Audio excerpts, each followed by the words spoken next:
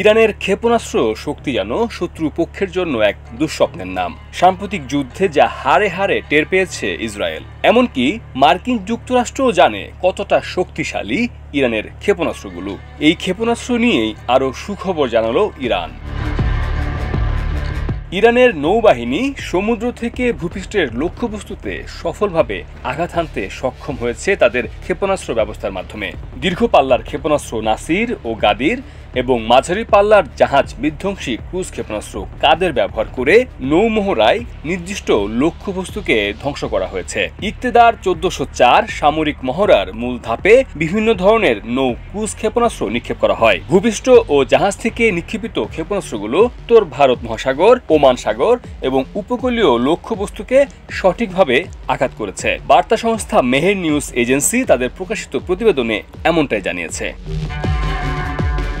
মহড়ার সময় guided missile cruiser জেনেভে এবং সাবালান destroyer একসঙ্গে নাসির, গাদির ও কাদের ক্ষেপণাস্ত্র নিক্ষেপ করে। এর মধ্যে কাদের হলো মাঝারি পাল্লার জাহাজ বিধ্বংসী ক্রুজ ক্ষেপণাস্ত্র, যা উচ্চ ধ্বংসাত্মক ক্ষমতা এবং লক্ষ্যবস্তুতে সঠিক আঘাত হানার ক্ষমতা সম্পন্ন। এটি জাহাজ এবং উপকূলীয় লক্ষ্যবস্তুতে ব্যবহৃত হয়। অপরদিকে গাদির দীর্ঘ পাল্লার রাডার এড়ানো জাহাজ বিধ্বংসী ক্রুজ ক্ষেপণাস্ত্র। এটি মূলত জাহাজের বিরুদ্ধে লড়াই করার জন্য ব্যবহৃত হয় এবং লক্ষ্যবস্তুতে নির্ভুলভাবে আঘাত হানতে সক্ষম।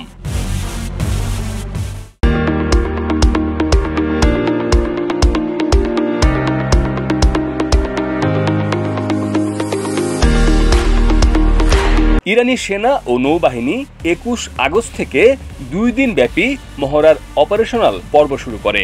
এতে অংশ নেয় ভূপৃষ্ঠ, জাহাজ ও বিমান ইউনিট, উপকূলীয় ও সমুদ্রভিত্তিক ক্ষেপণাস্ত্র স্থাপনা এবং ইলেকট্রনিক যুদ্ধ ইউনিট। মহড়া 2 দিন ব্যাপী চলবে এবং এর মাধ্যমে ইরানের সামরিক সক্ষমতা আবারও বিশ্ববাসীর সামনে প্রদর্শিত হচ্ছে। মির্জা রকিবুল হাসান, নিউজ 24।